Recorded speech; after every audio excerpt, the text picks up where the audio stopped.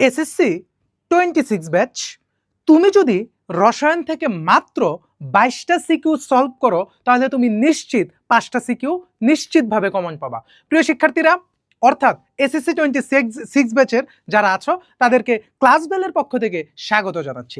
আর SSC 27 এবং 28 ব্যাচের যারা ভিডিওটা দেখবা তাদের উদ্দেশ্যে আমার রিকোয়েস্ট থাকবে, অবশ্যই তোমরা এই 22টা সৃজনশীল একটু প্র্যাকটিস করার চেষ্টা করবা। প্রিয় শিক্ষার্থীরা, তোমাদের প্রথম অধ্যায় তো হচ্ছে 26-এর নাই, দ্বিতীয় অধ্যায় 26-এর নাই, কিন্তু তৃতীয় অধ্যায় কিন্তু 26-এরও আছে, পাশাপাশি তোমাদেরও আছে। প্রিয় শিক্ষার্থীরা, মানে এসএসসি 27 এবং 28 ব্যাচের যারা আছো তাদের উদ্দেশ্যে আমি বলতে চাচ্ছি, আমাদের কোর্সের যারা আছো তোমাদের কিন্তু মানে আমাদের পেইড কোর্সের যারা আছো 27 এবং 28 ব্যাচের, আমরা কিন্তু তৃতীয় অধ্যায় শেষ করেছি। তুমি এখন দেখো তো যে তৃতীয় অধ্যায় থেকে আমি যেই 26 ব্যাচের জন্য যে সাজেশনগুলি দিচ্ছি ওইখান থেকে তোমার কমন পড়তেছে কিনা। আমরা কিন্তু সিকিউ তোমাদের সলভ করেছি তৃতীয় অধ্যায়ের যেটা আর কি। চলো আমরা দেখি।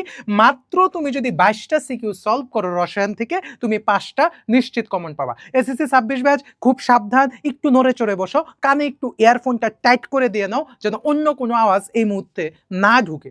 ঠিক আছে? ওকে, চলো দেখি। প্রিয় শিক্ষার্থীরা দেখো, প্রথম হচ্ছে আমরা দেখব তৃতীয় অধ্যায়। তৃতীয় অধ্যায় কি বলছে? একটা প্রশ্ন বলেছে। দেখো প্রশ্ন নং 1, এখানে কি বলছে? দুইটা চিত্র দিয়েছে। এটা হচ্ছে তোমার রাদারফোর্ডের চিত্র। এটা কার চিত্র? এটা হচ্ছে রাদার, আর এটা হচ্ছে কি? এটা হচ্ছে বোর। দুইটা চিত্র। মনে রাখবা একটা কথা কথা যে এইখান থেকে মনে রাখবা, চিত্র বিষয়ক যদি তুমি কোনো সৃজনশীল দেখো, একটা কথা সেট রাখবা, এখান থেকে দুইটা টাইপের প্রশ্ন হতে পারে। একটা গ নাম্বারে দেয় হচ্ছে কৌণিক ভরবেগ নির্ণয়, আমি শর্ট মিনিং করে লিখছি। আর ঘ নাম্বারে দেয় হচ্ছে কোনটা উপযোগী।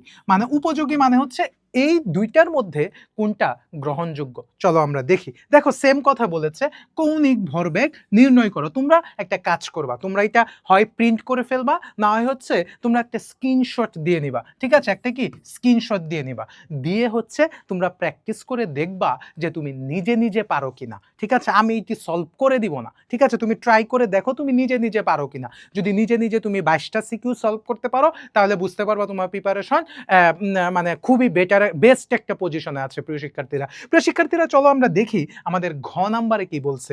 ঘ নাম্বারে বলছে চিত্র 1 এবং চিত্র 2 এর মধ্যে কোন মডেলটি অধিক গ্রহণযোগ্য। এখানে গ্রহণযোগ্য লেখা আছে, তোমাকে পরীক্ষায় উপযোগী লেখা দিতে পারে, বিভিন্ন টাইপে দিতে পারে। প্রিয় শিক্ষার্থীরা দেখো, এখানে দুইটা মডেল রয়েছে। ঠিক আছে? তার মানে আমরা জানি দুইটা মডেল থেকে সবচেয়ে গ্রহণযোগ্য মডেল হচ্ছে বোর মডেল। ঠিক আছে? এখানে কি যে রাদারফোর্ডের সীমাবদ্ধতা, বোরের সাফল্য, এই জায়গাটা হচ্ছে তুমি দিবা, তাহলে কিন্তু এখানে তুমি ফুল মার্কস পেয়ে যাবা।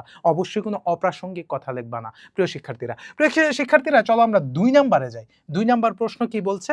বলছে সেম কথা, উদ্দীপকের মৌলটির যোজ্যতা ইলেকট্রনটির কৌণিক ভরবেগ নির্ণয় করো। উদ্দীপকের মৌলটির, এইটা কিন্তু এই যে পটাশিয়াম বলছে। ঠিক আছে? যোজ্যতা, এখন তোমাকে খুঁজতে হবে পটাশিয়ামের যোজ্যতা ইলেকট্রন কেন। যেরকম এই জায়গা থেকে কিন্তু আরেকটা টাইপের খ নাম্বারের প্রশ্ন হইতে পারে যে 4s এ না গিয়ে কেন 3d তে যায়, অথবা 3d তে না গিয়ে কেন 4s এ যায়। পটাশিয়াম এটা না, যে 3d তে না গিয়ে 4s এ যায়, এইটার একটা ব্যাখ্যা দিয়ে তোমাকে হচ্ছে কৌণিক ভরবেগটা নির্ণয় করতে হবে। প্রিয় শিক্ষার্থীরা, আমরা কিন্তু জানি কৌণিক ভরবেগের সূত্রটা হচ্ছে mvr equal to n is by 2 pi. Right? আমরা কিন্তু এটা জানি। আমরা এখন ঘ নাম্বারটা দেখব। কি বলছে? যে উদ্দীপকে মৌলটির ইলেকট্রন বিন্যাসে কোন পদ্ধতিটি সঠিক বলে তুমি মনে করো। দেখো প্রশ্নটা যদি একটু হার্ড লেভেলের চলে যায় তখন কিন্তু দেখবা প্রশ্নের কনসেপ্ট ঠিক আছে, আমরা যা পড়িয়েছি তার ভেতর থেকেই কিন্তু আসছে প্রশ্নের কনসেপ্টটা। ঠিক আছে? কিন্তু প্রশ্নের লিখার ধরনটা টিচাররা বদলিয়ে দিয়েছে। আমাদের এসএসসি 26 ব্যাচের কোর্সের যারা আছো, যারা ভিডিওটা দেখছো, তাদের উদ্দেশ্যে আমি একটু কথা বলতে চাই 1 মিনিট। সেটা হচ্ছে, আমরা কিন্তু আমাদের মেইন কোর্স মানে আমাদের এসএসসি 26 ব্যাচে যে পেইড কোর্সটা আছে ওইখানে কিন্তু আমরা রসায়নের প্রায় আমি টাইপ ভিত্তিক 300 প্লাস সিকিউ সলভ করিয়েছি, কিভাবে খাতায় লিখতে হবে এবং প্রত্যেকটা কনসেপ্ট ধরে ধরে তাদেরকে বুঝিয়েছি। এবং আপনাদের জন্য বা অভিভাবকদের জন্য বা আমার প্রাণপ্রিয় শিক্ষার্থীদের জন্য আমি বলতে চাই, তোমরা কিন্তু অলরেডি অবগত হয়েছো যে ক্লাস বেল থেকে এমসিকিউ পাওয়ার সিরিজ লঞ্চ করা হয়েছে, যেখানে হচ্ছে physics, chemistry, biology, higher math, general math এবং বাংলা দ্বিতীয় পত্র। অর্থাৎ ফিজিক্সের মাত্র 51টা এমসিকিউ, হায়ার ম্যাথে 64টা এমসিকিউ, বায়োলজির জন্য মাত্র 12 পৃষ্ঠার একটা নোট এবং কেমিস্ট্রির জন্য হচ্ছে 48টা এমসিকিউ। 48টা এমসিকিউ মিনস হচ্ছে 48টা টাইপ। তুমি যদি শেষ করতে পারো তুমি নিশ্চিত 25-এ 25 পাবা। প্রিয় শিক্ষার্থীরা, তোমরা অলরেডি আরও জানো যে আমাদের হেলেনা ম্যামের হচ্ছে মাত্র জেনারেল ম্যাথ থেকে মানে সাধারণ গণিত থেকে 77টা এমসিকিউ তুমি যদি সলভ করতে পারো তাহলে নিশ্চিত 30-এ 30 এবং বাংলা দ্বিতীয় পত্রের জন্য মাত্র 30 পৃষ্ঠা নোট যদি তুমি শেষ করতে পারো তাহলে তুমি নিশ্চিত 30-এ 30। এটা কিন্তু অবশ্যই এসএসসি 26 ব্যাচের জন্য, অবশ্যই শুধুমাত্র এমসিকিউর জন্য। ঠিক আছে, ওকে। তাহলে আমরা এখন দেখব 3 নাম্বার প্রশ্নটা কি বলেছে। 3 নাম্বার বলছে, প্রিয় শিক্ষার্থীরা দেখো, বলছে আচ্ছা এই জায়গাটা নিয়ে একটু প্রবলেম আছে, তুমি এই সৃজনশীলটা পড়বা না। ঠিক আছে, কেন পড়বা না আমি বলি, কারণ এইটা হচ্ছে অধ্যায় 2 এর। ঠিক আছে, অধ্যায় 2 এর আমাদের এসএসসি 27 এবং 28 ব্যাচের যারা আছো তারা এটা একটু দেখতে পারো। ঠিক আছে, এটা তারা একটু দেখে নিতে পারো। হ্যাঁ, যে তোমাদের অধ্যায় 2 তো আমরা শেষ করেছি, দেখো তুমি এই সৃজনশীলটা পারো কিনা। তবে এইটা তোমাকে পারতে হবে যে একটি পরমাণুর ভর নির্ণয় করো। শুধু এইটার জন্যই কিন্তু এসএসসি 26 ব্যাচের জন্য আমি সিকিউটা এখানে নিয়ে এসেছি, বাট এইটা তোমার দরকার নাই, ঘ নাম্বারেরটা দরকার নাই। প্রিয় শিক্ষার্থীরা, এখন আমরা দেখব যে 4 নাম্বার সৃজনশীলটা কি বলেছে। অবশ্যই এটা সম্পর্কে আমরা ভালো জানি, একটা কথা আমি একটু বলে নিচ্ছি তোমাকে। কে, এল, এম, এন এরা হচ্ছে কি প্রধান শক্তি স্তর। এরা কি? এরা হচ্ছে প্রধান, আমি একটু শর্ট মিনিং লিখলাম, কেমন? এরা হচ্ছে প্রধান শক্তি স্তর। আরেকটা হচ্ছে এস, পি, ডি, এফ এরা হচ্ছে উপশক্তি স্তর। এরা কি? এরা হচ্ছে উপ শক্তি স্তর। এরা হচ্ছে কি? এরা হচ্ছে উপশক্তি স্তর। দেখো গ নাম্বার প্রশ্নটা ভাই কি বলেছে, বলছে ডি মৌলের শেষ কক্ষপথের ইলেকট্রনের কৌণিক ভরবেগ নির্ণয় করো। এখানে শেষ কক্ষপথ বলেছে, পরীক্ষার মধ্যে কিন্তু যোজ্যতা বলতে পারে। ঠিক আছে, পরীক্ষার মধ্যে যোজ্যতা বলতে পারে। তো কৌণিক ভরবেগের সূত্রটা কি রে ভাই? কৌণিক ভরবেগের সূত্রটা হচ্ছে কি, যে M V R equal to N is by 2 pi. ঠিক আছে, এই সূত্রটা তোমাকে অ্যাডজাস্ট করতে হবে এবং তোমাকে হচ্ছে এটা ইলেকট্রন বিন্যাস করতে হবে, তা না হলে তো তুমি বুঝবা না যে শেষ কক্ষপথে কোনটা আছে। ঠিক আছে, তারপরে বলছে ঘ নাম্বারে দেখো, উদ্দীপকে ডি মৌলের ইলেকট্রন বিন্যাস 2n² সূত্র দ্বারা ব্যাখ্যা করা যায় কি না, যায় না, বিশ্লেষণ করো, এইটা বলেছে। তার মানে কিন্তু প্রিয় শিক্ষার্থীরা, এখান থেকে আমরা একটা মেসেজ তোমাদেরকে দিতে পারি। সেই মেসেজটা হচ্ছে, দাঁড়াও আমি এই জায়গাটি একটু মুছে দিচ্ছি।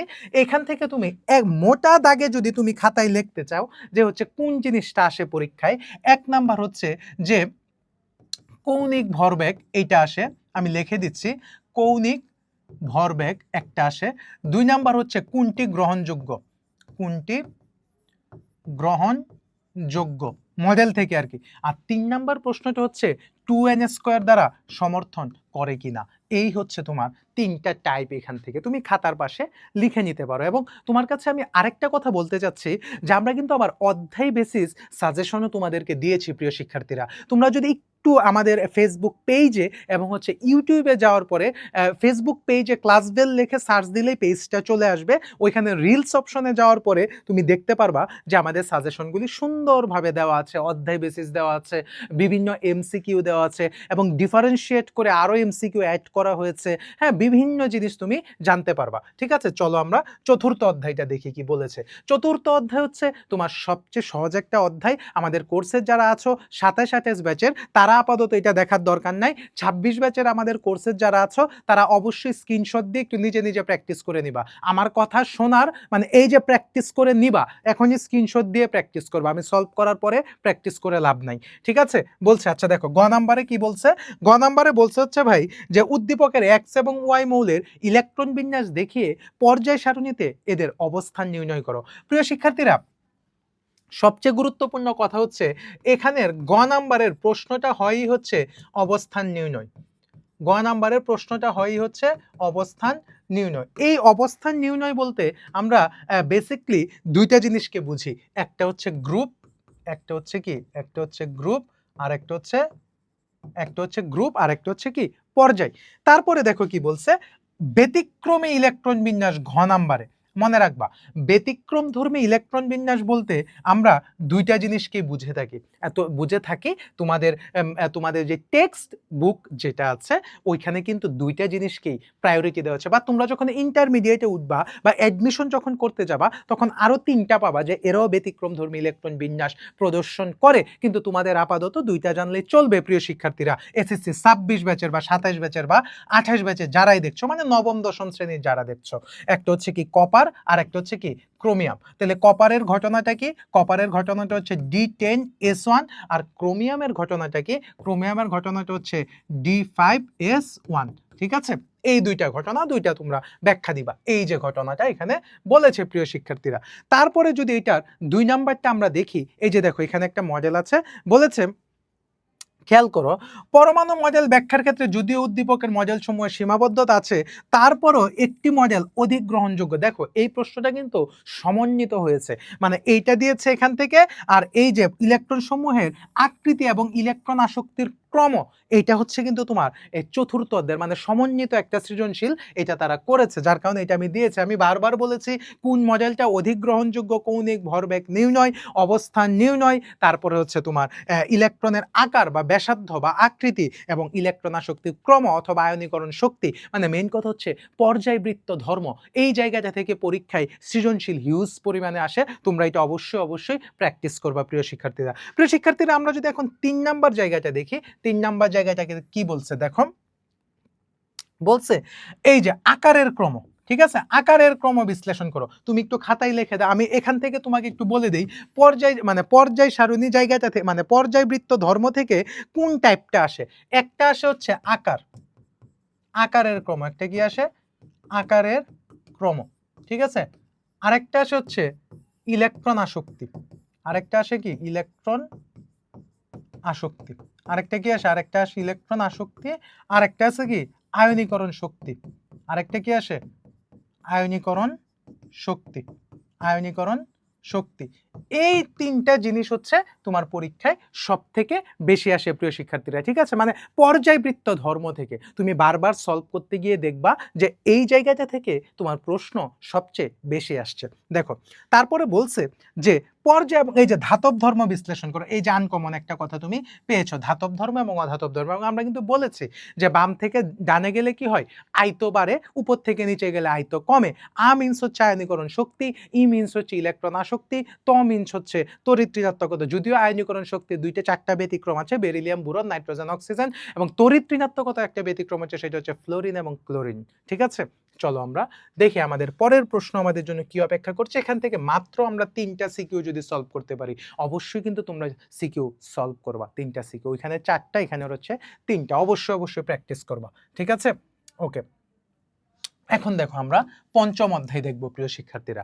পঞ্চম অধ্যায় কি বলছে দেখো, এই যে দেখো এক্স এবং কিউ মৌলের মধ্যে বন্ধন গঠন প্রক্রিয়া।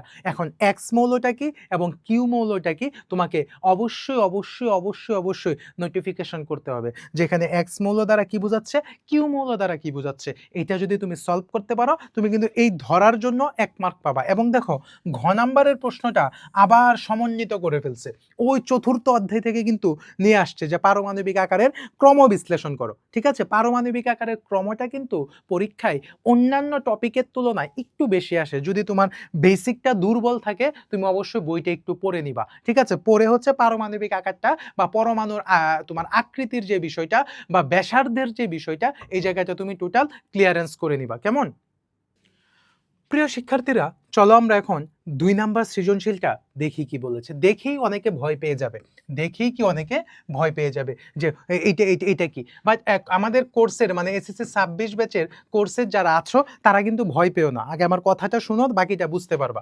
ঠিক আছে, বলছে যে এ বি সি ইলেকট্রন বিন্যাস দেখিয়ে এ বি সি মৌলসমূহ শনাক্ত করো। এই প্রশ্নটা কিন্তু আমি চতুর্থ অধ্যায় থেকে নিয়েছি, মানে এটা এসেছে কোনো একটা জায়গায়, এখান থেকে চতুর্থ অধ্যায় এটা সমন্বিত হয়ে গেছে। দেখো কি বলছে, AB3 এবং CB2 যৌগের মধ্যে কোনটি পোলার দ্রাবকের দ্রবণীয়। তুমি পঞ্চম অধ্যায় থেকে যদি কিছু নাও পড়ো, তুমি আয়নিক বন্ধনের বৈশিষ্ট্য এবং সমযোজী বন্ধনের বৈশিষ্ট্য এই জায়গাটা অবশ্যই অবশ্যই তোমাকে সলভ করে যেতে হবে প্রিয় শিক্ষার্থীরা। যদি তুমি সলভ করে না যাও তুমি কিন্তু পঞ্চম অধ্যায় থেকে হাতের একটা সিকিউ তুমি হারাবা। ঠিক আছে? আচ্ছা, আমি আর দেখাচ্ছি না, আশা করি তোমরা এটা বুঝতে পারছো। তারপরে ৩ নাম্বারে কি বলছে আমি দেখি। ৩ নাম্বারে বলছে যে E2 অণুর বন্ধন গঠন প্রক্রিয়া ব্যাখ্যা করো। ই কি? ই কি? ই হচ্ছে আমি ১৭ দেখেই বুঝছি ই হচ্ছে ক্লোরিন। তার মানে ক্লোরিনটা আমি কিভাবে বন্ধন গঠন করব এই জিনিসটা হচ্ছে আমাকে ব্যাখ্যা করতে হবে। অবশ্যই আমি এগুলি পড়িয়েছি তোমাদের। আচ্ছা, এখন দেখো একটা কথা বলছে, ওয়াই ও ই দ্বারা গঠিত যৌগ পানিতে অদ্রবণীয় হলেও এক্স ও ই দ্বারা গঠিত যৌগ পানিতে দ্রবণীয়। বিশ্লেষণ করো। এই জায়গাটা হচ্ছে তোমাকে বুঝতে হবে। এই জায়গাটা কিন্তু পরীক্ষায় আসে। তার মানে আমি বলতে পারি যেহেতু এটা অদ্রবণীয়, তার মানে কি এটা সমযোজী বন্ধনে মানে সে বিদ্ধ। আর এটা যেহেতু দ্রবণীয়, তার মানে আমি বলতে পারি এটা কি, এটা হচ্ছে আয়নিক বন্ড। ঠিক আছে? এই দেখো আমি কয়টা সৃজনশীল দেখিয়েছি এখান থেকে, তুমি কিন্তু অলরেডি দেখছো দুইটাই কিন্তু এই আয়নিক সমযোজী বন্ধন দিয়ে তোমার পরীক্ষায় এসেছে। প্রিয় শিক্ষার্থীরা, চলো আমরা পরবর্তীটা দেখি। পরবর্তী প্রশ্ন কি বলছে? পরবর্তী প্রশ্ন হচ্ছে ৪ নং প্রশ্ন। ৪ নং প্রশ্ন কি বলছে? এই যে দেখো, স্বাভাবিক নিয়মের ব্যতিক্রম ইলেকট্রন বিন্যাসটা। তার মানে এটা চতুর্থ অধ্যায় থেকে এসেছে এবং এটা আমরা বলতে পারি একটা হচ্ছে কপার আর একটা হচ্ছে ক্রোমিয়াম। দেখছো একই জিনিসগুলি কিন্তু ঘুরে ঘুরে আসতেছে, কিন্তু স্পেসিফাই করলে মানে পড়াশোনা করার রাস্তাই হচ্ছে এটা। মানে এখন যেই টাইপ, এখন হচ্ছে তোমাকে পড়ার পরিমাণ কমাইতে হবে, মানে আইটেমের পরিমাণ কমাইতে হবে, কোনগুলি বেশি আসে ওই জায়গাটায় তোমাকে ফোকাস করতে হবে। তার জন্য তোমাকে কোয়েশ্চেন অ্যানালাইসিস করতে হবে, এমসিকিউ অ্যানালাইসিস করতে হবে, টিচারদের কথা শুনতে হবে, হিউজ পরিমাণ প্র্যাকটিস করতে হবে। এই 7-10 দিনেও কামব্যাক দেওয়া সম্ভব। টোটালটা ডিপেন্ডস করতেছে তুমি তোমার টেবিলে কতক্ষণ টাইম দিচ্ছ। ঠিক আছে? ওকে, তারপর এই যে সেম কথা, দেখো দ্রবণীয় হলেও গঠিত যৌগ কি অদ্রবণীয়, সেম মানে মানে ডেসক্রিপশন, একই ঘটনা। আচ্ছা, তারপরে আমরা দেখব ষষ্ঠ অধ্যায়। ঠিক আছে? ষষ্ঠ অধ্যায় দেখো কি বলছে, বিক্রিয়ায় উৎপন্ন এই যে শতকরা সংযুতি নির্ণয় করো, তোমাদের আমি পড়িয়েছি। আবার এই প্রশ্নটা হচ্ছে দ্বিতীয় অধ্যায় থেকে আসছে, যেহেতু দ্বিতীয় অধ্যায় তোমাদের সিলেবাসে নাই, তারপরেও মানে আলোচনার বেসিসে কিন্তু দ্বিতীয় অধ্যায়টা অ্যাড করা যেতে পারে কয়েকটা জায়গার ঘটনা অনুযায়ী। ঠিক আছে? এই প্রশ্নটা তোমরা দেখবা। তারপরে কি বলছে? বলছে এই যে কত আয়তনের, আমি কিন্তু এখানে তোমাদের বেসিকলি 3টা জিনিস দিয়েছিলাম। একটা হচ্ছে আমাদের কোর্সের যারা আছো তারা জানো, একটা হচ্ছে সমন্বয় সূত্র দিয়েছিলাম, আর একটা হচ্ছে W=SMV এই সূত্রটা দিয়েছিলাম, আর একটা হচ্ছে লিমিটিং বিক্রিয়ক। এই 3টা টাইপ আমি তোমাদের স্পেশাল নজর দেওয়ার জন্য বলেছিলাম তোমার পরীক্ষার জন্য। তারপরে বলছে এই যে প্রত্যাশিত উৎপাদ পাওয়া যাবে কি না, এই প্রশ্নটা। ঠিক আছে? এই প্রশ্নটা অনেকভাবে অনেক জায়গায় এসেছে প্রিয় শিক্ষার্থীরা। তারপরে বলছে ভুল সংকেত নির্ণয় করো এটা, আর হচ্ছে বলছে কি কি পরিমাণ বিক্রিয়ক প্রয়োজন। এই 3টা সিকিউ তুমি প্র্যাকটিস করে দেখো এখান থেকে পারো কিনা। যদি পারো তাহলে বুঝবা যে ষষ্ঠ অধ্যায় থেকে যেইভাবেই প্রশ্ন আসুক তুমি পারবা। চলো এখন আমরা সপ্তম অধ্যায়টা দেখি। ঠিক আছে? সপ্তম অধ্যায় কি বলছে, যে উদ্দীপকের 1 নং বিক্রিয়াটি কি জারণ বিজারণ বিক্রিয়া। 1 নং বিক্রিয়াটা তোমাকে আগে বুঝতে হবে যে এটা কি প্রতিস্থাপন বিক্রিয়া না সংযোজন বিক্রিয়া। এই যে কোনটা রেডক্স বিক্রিয়া কোনটা নন রেডক্স বিক্রিয়া, এগুলি কিন্তু আমি তোমাদের ক্লাসে পড়িয়েছি। ঠিক আছে? তোমাকে কিন্তু এখানে দেখা বুঝতে হবে যে এখানে কি করছে, এখানে বেসিকলি প্রতিস্থাপন করছে, তাই না? আর এটা কি, এটাকে সরাইয়া দিছে, হ্যাঁ, পাশের বাড়িতে। আর এটা কি, এটা হচ্ছে তোমার একটা কি তাপ উৎপাদী বিক্রিয়া। আর মনে রাখবা এইখানের ঘটনাটা হচ্ছে গ নাম্বারে জারণ বিজারণ আসে, আর ঘ নাম্বারে হচ্ছে লা সাতেলিয়ারের নীতি আসে। লা সাতেলিয়ারের নীতির মধ্যে 2টা জিনিস বেশি আসে, একটা হচ্ছে তাপমাত্রার প্রভাব আর একটা হচ্ছে কি চাপের প্রভাব। ঠিক আছে? ওকে, এই যে লা সাতেলিয়ারের নীতি অনুসারে তাপ এবং চাপের প্রভাব। তারপরে বলছে 1 নং বিক্রিয়াটি কোন কোন বিক্রিয়ার অন্তর্গত, এই যে এই বিক্রিয়াটা কোন কোন বিক্রিয়ার অন্তর্ভুক্ত যুক্তি সহ বিশ্লেষণ করো। ওই যে বিক্রিয়ার টাইপটা, প্রতিস্থাপন বিক্রিয়া, সংযোজন বিক্রিয়া, দহন বিক্রিয়া, আর্দ্র বিশ্লেষণ বিক্রিয়া, পানি বিশ্লেষণ বিক্রিয়া, বিয়োজন বিক্রিয়া, বিশ্লেষণ বিক্রিয়া, ওই জায়গা থেকে এটাকে নিয়ে আসছে। ঠিক আছে? ওই টাইপটা থেকে এটা এসেছে প্রিয় শিক্ষার্থীরা। 3 নম্বর প্রশ্নটা কি বলছে আমরা একটু দেখি। কোনটি রেডক্স একটি রেডক্স বিক্রিয়া হলো অন্যটি নন রেডক্স বিক্রিয়া। ওই যে ওই বিক্রিয়ার টাইপগুলি রেডক্স বিক্রিয়া এবং নন রেডক্স বিক্রিয়া, ওই বিক্রিয়ার টাইপ থেকে কিন্তু এই প্রশ্নটি এসেছে। এবং সবই গুরুত্বপূর্ণ একটা কথা হচ্ছে জারণ সংখ্যা নির্ণয়। দেখো এটা এমসিকিউর জন্য তুমি কি করবা, ধরো তোমাকে বললো H2SO4 এই টাইপের মানে সালফিউরিক অ্যাসিড, একটা তো হচ্ছে রিটেনের জন্য তোমার এটাকে X ধরতে হবে, আর এমসিকিউর জন্য অক্সিজেনের যোজনী কত 2, তার মানে এটারে 2 গুণ দিলে কত হয় 8, এখান থেকে বিয়োগ দেওয়া হচ্ছে 2, তার মানে কত হয় 6, তার মানে এখন হিসাব করে দেখবা এটার জারণ সংখ্যা 6 হয়। বাট তুমি রিটেনে কিন্তু এটা দেখাইতে পারবে না। আমাদের কোর্সের যারা আছো তারা কিন্তু খুব সাবধান, এটা কিন্তু আমি বলেছি তোমাদের এমসিকিউর জন্য। তারপরে হচ্ছে দেখি এখান থেকে 4 নাম্বার প্রশ্নটা কি বলেছে। 4 নাম্বার জারণ বিজারণ যুগপৎ ঘটে। যুগৎপদভাবে জারণ বিজারণ বিক্রিয়াটা ঘটে, এটা ডিরেক্ট একটা প্রশ্ন। ঠিক আছে, মেইন বই কিন্তু এই কনসেপ্টটা রয়েছে এবং আমরা জানি লা শাতিলিয়ারের নীতি অনুযায়ী তাপ এবং চাপের প্রভাবটা প্রতিবারই হয় গতে আসছে, না হয় কি ঘতে আসছে। প্রিয় শিক্ষার্থীরা এখন আমরা দেখবো আমাদের লাস্ট অফ অল সবচেয়ে যেটা পরীক্ষায় আসে, মনে রাখবা সেটা হচ্ছে জৈব যৌগ। তুমি যদি ষষ্ঠ অধ্যায়টা যদি তুমি ভয়ও পাও, তুমি কিন্তু 11 অধ্যায় ভয় পাবা না, তাহলে তুমি ইন্টারমিডিয়েটে খুব বাজে একটা সিচুয়েশনে পড়বা। ঠিক আছে, এইটা পৃথিবীর যেই প্রান্তে দেখবা আনসার হবে এলডিহাইড। আনসার কি হবে? এলডিহাইড। ঠিক আছে, ওকে। বলছে অসম্পৃক্ততার পরীক্ষা। অসম্পৃক্ততার পরীক্ষা এখান থেকে প্রতিবারই আসছে। আমাকে দ্বিবন্ধন মানে ত্রিবন্ধন আলাদা করতে হবে প্রিয় শিক্ষার্থী। আমাকে ব্রোমিন পরীক্ষা এবং হচ্ছে বেয়ার পরীক্ষা, এই দুইটা জিনিস নিয়ে আমাকে এখানে আলোচনা করতে হবে। একটা লাল থেকে বর্ণহীন আর একটা হচ্ছে গোলাপি থেকে বর্ণহীন। এই বিষয়টা আমার খাতায় উল্লেখ করতে হবে। প্রিয় শিক্ষার্থীরা বলছে উদ্দীপক থেকে পলিমার এবং এস থেকে এস্টার প্রস্তুত করা যায় কি না। দেখো তুমি এটা প্রস্তুত করা যায় কিনা, আশা করি তুমি এটা করতে পারবা প্রিয় শিক্ষার্থীরা। এখান থেকে 2 নাম্বার সৃজনশীলটা কি বলেছে দেখো।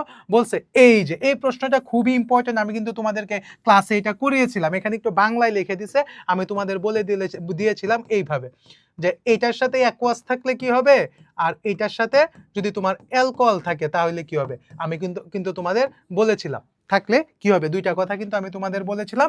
এবং উদ্দীপকের এক্স যৌগ থেকে পলিমার তৈরি করা যায়, এটা হচ্ছে উনি বিশ্লেষণ করতে বলেছে প্রিয় শিক্ষার্থীরা হচ্ছে 3 নং প্রশ্নটা, আমরা প্রায় লাস্ট পর্যায়ে চলে আসছি। আমাদের আর 2টা আলোচনা রয়েছে। 2টা আলোচনা যদি আমরা মানে 2টা প্রশ্ন যদি আমরা শেষ করতে পারি তাহলে আমাদের 22টা সিকিউ শেষ। প্রিয় শিক্ষার্থীরা এখন হচ্ছে আমরা লাস্টটা দেখব। লাস্টে কি বলছে? লাস্টটা বলছে এই যে অসম্পৃক্ততার পরীক্ষা, অলরেডি এটা নিয়ে আমি কথা বলেছি তোমাদের সাথে। এবং বলছে উদ্দীপকের ওয়াই থেকে ইথেন প্রস্তুতি। ওয়াই জিনিসটা কি এইটা আগে তুমি দেখো ধরতে পারো কিনা, যে ওয়াই জিনিসটা আসলে কি বলছে এটা তোমাকে আগে ধরতে হবে। এবং এটা আমি তোমাকে বলেছিলাম যে পৃথিবীর যেই প্রান্তে তুমি ক্যালসিয়াম কার্বাইড দেখবা, মনে রাখবা আনসারটা হবে হচ্ছে অ্যালকাইন। ঠিক আছে, আচ্ছা লাস্টে আমরা দেখব যে 4 নাম্বার কি বলেছে। বলেছে ইথানল পানিতে দ্রবণীয়, খ নাম্বারে এইটার ঘটনা হচ্ছে ওইস দিয়ে ঘটনা করতে হবে। এইটার ঘটনা হচ্ছে তড়িৎ ঋণাত্মকতা দিয়ে এটার ব্যাখ্যা দিতে হবে। ঠিক আছে, তারপরে জৈব অ্যাসিড প্রস্তুত করা যায় কি না কিউ যৌগ থেকে, মানে তোমাকে বলছে অ্যালকোহল থেকে। আমি তোমাদের কিন্তু শিখিয়েছি যে তুমি যদি অ্যালকোহলকে যদি তুমি জারণ করো, অ্যালকোহলকে যদি জারণ করো তুমি পাবা হচ্ছে এলডিহাইড। ঠিক আছে, সিএইচও। এই এলডিহাইডকে যদি তুমি জারণ করো তাহলে তুমি পাবা হচ্ছে অ্যাসিড। এই অ্যাসিড মিনসই হচ্ছে কিন্তু জৈব অ্যাসিড, মানে এক কথায় কিন্তু পুরা বিষয়টা ক্লিয়ার। ঠিক আছে, আচ্ছা তারপরে বলছে পি ও কিউ যৌগের পারস্পরিক রূপান্তর সম্ভব। পি পি কি? পি হচ্ছে তোমার অ্যালকিন আর কিউ কি? কিউ হচ্ছে অ্যালকোহল। হ্যাঁ, পারস্পরিক রূপান্তর সম্ভব, এটার মানে প্রভাবকটা সম্পর্কে তোমাদের ধারণা থাকতে হবে। প্রিয় শিক্ষার্থীরা আমি কিন্তু একটা প্রশ্নেরও ক্লিয়ার সলিউশন করাই নাই, যেহেতু তোমাদের পরীক্ষা মাত্র কয়েকদিন রয়েছে, মাত্র যদি ভিডিওটা যদি আজকে দেখে থাকো তাহলে ধরো সর্বোচ্চ 10-15 দিন, যদি ভিডিওটা তুমি পরীক্ষার আগে মানে এরপরে তুমি যেদিন দেখবা ওইটা ওই অনুযায়ী কাউন্ট হবে। প্রিয় শিক্ষার্থীরা তুমি যদি এখনো যদি তুমি ভেবে থাকো যে তোমার শিক্ষক তোমাকে সলভ করিয়ে দিবেন এবং তুমি এটা দেখে বলবা হ্যাঁ হ্যাঁ আমার প্রিপারেশন ভালো, তাহলে তুমি ভাববা এখনো তুমি গোলক ধাঁধার মধ্যে আছো। প্রিয় শিক্ষার্থীরা এখন কাজ হচ্ছে সৃজনশীল দেখে কিভাবে সলভ করতে হয় ওই স্কিলটা তোমার অর্জন করা। টিচারের উপর ডিপেন্ড করে সৃজনশীল সলভ করার দেয়ার ইজ নো নিড। প্রিয় শিক্ষার্থীরা সবাই ভালো থাকো, সুস্থ থাকো, নিরাপদে থাকো। তোমাদের সাথে আমার আবার দেখা হবে এবং সকলের জন্য শুভকামনা।